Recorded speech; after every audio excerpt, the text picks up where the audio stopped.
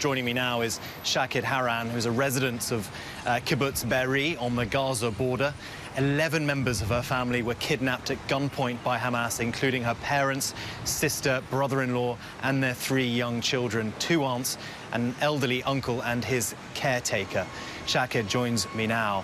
I mean, just going through that list was extraordinary. I'm so sorry that you're going through this. How has it been? When was the last time you heard from your family?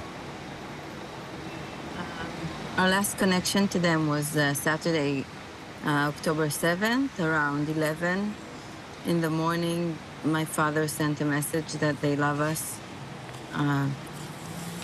That was the last message, and that they're in very big trouble and that they hope they will get out of it, which unfortunately my father didn't get out of it. We received the message that he was murdered by Hamas. So was my uncle and my aunt. And now we are praying that the rest of the family will come back safely. So was the caretaker of my uncle was also murdered. So we are praying now that the 7 remaining family members are going to come out of it. I understand that your house was found burned to the ground in Be'eri. I mean, my parents' house. Is it possible to tell me what it was, your parents' house? And when you saw that, what went through your mind? Honestly, I can say that the house is the least of my worries now. I mean, it was devastating to see the house burned down, but I would take that and have my family back at any moment right now. So we are still in this horror film, you know. It doesn't end until they're back, and as long as they are there, I'm not even thinking about the house or everything that we lost in this situation. We're just really, really waiting for their safe return.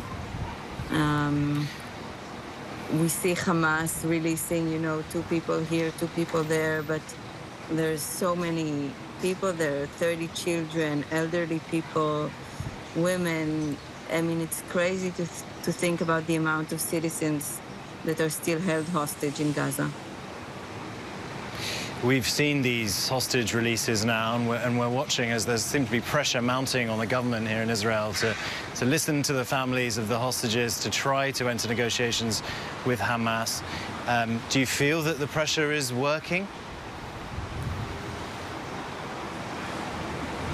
I don't know to say strategically if it's working or not, and I hope it is working, but I also think that it shouldn't even be a question of negotiation. Hamas should release these civilian hostages immediately without any further delay.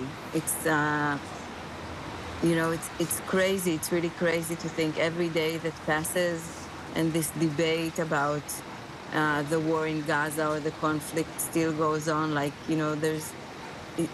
I just think that to think there are babies there and all the innocent citizens there, it should be a release without negotiation. They should just let them go and bring them back.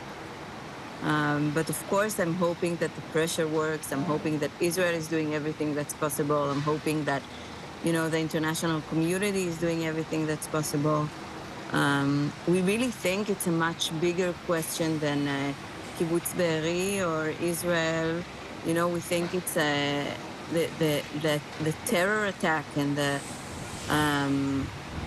things Hamas is doing and did in this situation should be dealt by the whole world as really a new kind of terror. And the fact that we're almost 20 days into this and they are still held hostage is unbelievable. And when you watch the ongoing bombardments, I mean, I'm trying to get in your headspace. It must be, you must feel just so helpless watching as this all goes on and knowing that your family and so many members of your family are there. Yeah, it's true. I mean, again, I'm watching this. I don't know what will bring them faster. I don't know to tell you strategically what the right move in this situation is, but of course I'm feeling helpless. Of course I'm feeling that this situation is nerve-wracking and is just impossible. And you know, we're waiting for some members of my family, and we're still receiving messages about another family member that was murdered and another family member that was murdered, and it's really impossible to say how hard this is and what a crazy, sadistic thing to do. I really feel that any point that tries to see Hamas as some kind of, justified organization is just ridiculous. It's a terror organization that uses the worst possible tactics that you can imagine.